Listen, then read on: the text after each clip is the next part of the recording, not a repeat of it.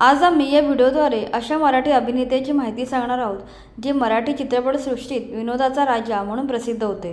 ते अभिनेते म्हणजे राजाराम शंकर गोसावी म्हणजेच आपले राजा गोसावी। त्यांचा जन्म 28 मार्च 1925 साली सातारा जिल्ह्यातील कोरोली या गावात झाला। तेथेच त्यांचे प्राथमिक शालेय शिक्षण झाले होते।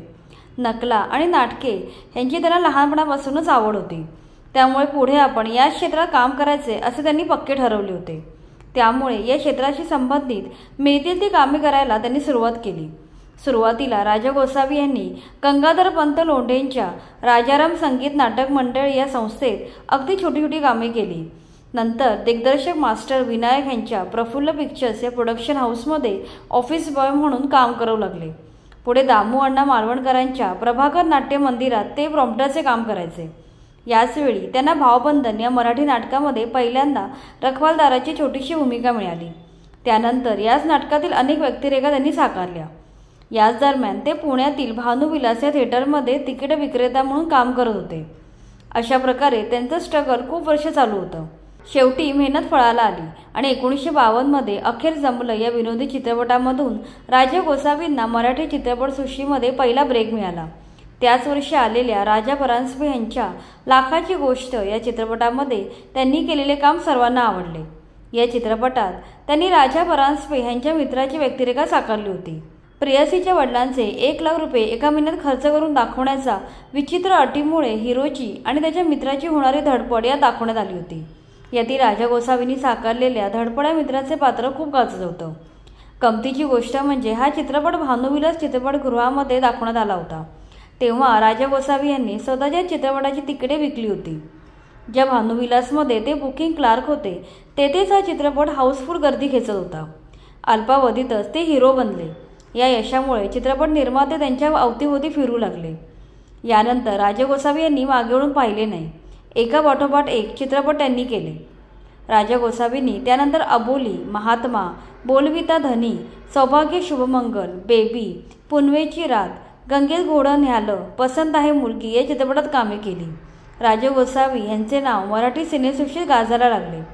त्यानंतर त्यांची जगावेगळी गोष्ट, आलिया भोगासी, देवघर, झालं गेलं विसरून जा, 2 घडीचा डाव, अवघाची संसार हे चित्रपट आले। एक मातब्बर अभिनेता म्हणून राजा गोसावी यांचे नाव झालं। मराठी सिनेसृष्टीमधलं राजपर्व सुरू झालं होतं। मराठी सिनेमात निरोगी विनोदाची गुढी मास्टर विनायकांनी रोवली आणि ती पुढे समर्थपणे राजा गोसावी यांनी चालवली। त्यांनी रंगवलेला गावरान गरीब नायक असो वा मध्यमवर्गीय शहरी नायक, त्यांची सर्व कामे रसिकांना मनापासून भावली। पुढे 60च्या दशकात त्यांचे वरदक्षिणा, भाग्यलक्ष्मी, वाट चुकलेले नवरे, पैशांचा पाऊस, कामापुरता मामा, येथे शाणे राहतात हे चित्रपट गाजले। कौटुंबिक, सामाजिक, तमाशाप्रधान, विनोदी अशा विविध प्रकारच्या चित्रपटात ते लीलया वावरले। वसंत पिक्चर्सने राजा गोसावींची लोकप्रियता पाहून त्यांच्याच नावावर चित्रपट काढला। त्या चित्रपटाचे नाव होते राजा गोसावीची गोष्ट। या चित्रपटात त्यांनी ट्रिपल रोल साकारला होता। यात त्यांनी रंगवलेली मध्यमवर्गीय शहरी नायकाची भूमिका रसिकांना भावली होती। 1962 साली प्रदर्शित झालेल्या बाप माझा ब्रह्मचारी या चित्रपटात राजा गोसावी यांनी अभिनेत्री जयश्री कडकर यांच्या नायकाचे काम केले। वेडा बाळ आणि नीती राजहंस अशा 2 वेगवेगळ्या धाटणीच्या भूमिका यात त्यांनी सहज साकारल्या होत्या। या काळात राजा गोसावी शरद तळवळकर या जोडीचे चित्रपट गाजले होते। 1966 साली काका मला वाचवा या चित्रपटामध्ये त्यांनी विजय कुमार या चित्रकाराची भूमिका केली आहे।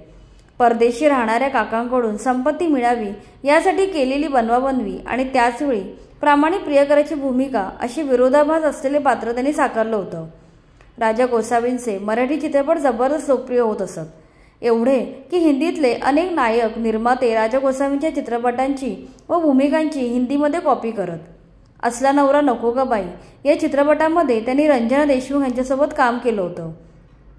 या चित्रपटात त्यांनी ग्रामीण ढंगाचे इरसाल पात्र रंगवले। चित्रपटात शरद तळवळकर आणि राजा गोसावी या मामा भाच्याच्या जोडीने धमाल उडवून दिली होती। हा खेळ सावल्यांचा या चित्रपटामध्ये त्यांनी खलनायकाची भूमिका साकारली होती। पुढे 1880 नंतर त्यांनी काही चित्रपटात चरित्र अभिनेत्याचे काम केले। राजा गोसावींनी मराठी चित्रपटांमध्ये कारकीर्द गाजवत असताना मराठी नाटकातही त्यांनी अनेक अजरामर भूमिका साकारल्या आहेत। एकच प्याला या नाटकातील त्यांनी साकारलेला तळीराम गाजला होता। कवडी चुंबक या विनोदी नाटकातील चिकट पंपू शेठ हे मध्यवर्ती पात्र त्यांनी गाजवलं। नंतर घरोघरी हीच बोंबमधले दाजीबा, डार्लिंग डार्लिंगमधले प्रभाकर आणि तुझा हे तुझं पाशी मध्ये श्याम ही पात्र त्यांनी सहजतेने साकारली। नंतर नटसम्राटमधील गणपतराव बेलवलकर हे पात्र काही काळ त्यांनी साकारले। नंतर त्यांची पुण्यप्रभाव, प्रेम संन्यास, भाऊबंदकी, भाऊबंधन, ह्याला जीवन ऐसे नाव, लग्नाची बेडी, संशय कल्लोळ ही नाटकं खूप गाजली। त्यांचा हजरजबाबीपणा नाटकात दिसून यायचा। संवाद म्हणताना ते स्वतःच्या मनाची वाक्ये टाकून टाळ्या मिळवत। वसंत सबनीस लिखित सौजन्याची ऐशी तैशी या विनोदी नाटकामध्ये राजा गोसावींनी नाना बेरके इरसाळ पुरुषाचे पात्र केले होते। या नाटकातही त्यांचा हजरजबाबीपणा, विनोदी शैली आणि प्रभावी शब्दफेक यामुळे प्रेक्षकांनी हे नाटक डोक्यावर घेतलं होतं। पुढे त्यांनी स्वतःची नाट्यसंस्था काढली। आपल्या रंगश्री नावाच्या नाट्यसंस्थेमार्फत त्यांनी मराठी रंगभूमीवर अनेक जुनी आणि नवीन नाटके आणली।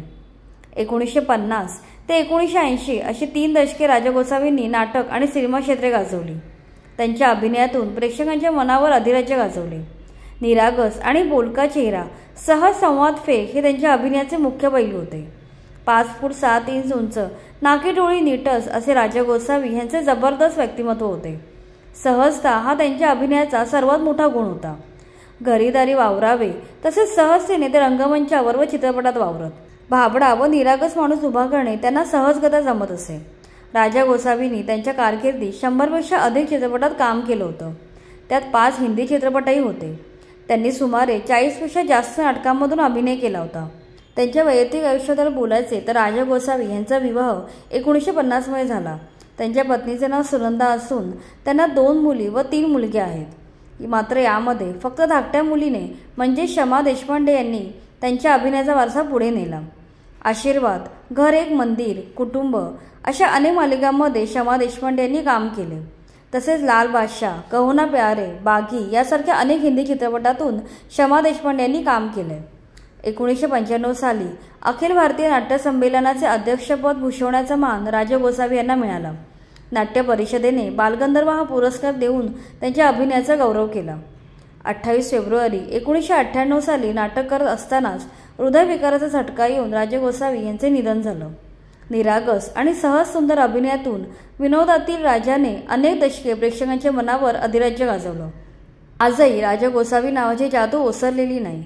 त्यांच्या स्मरणार्थ अखिल भारतीय मराठी नाट्य परिषदेतर्फे राजा गोसावी बालनाट्य शिबिराचे आयोजन केलं जातं।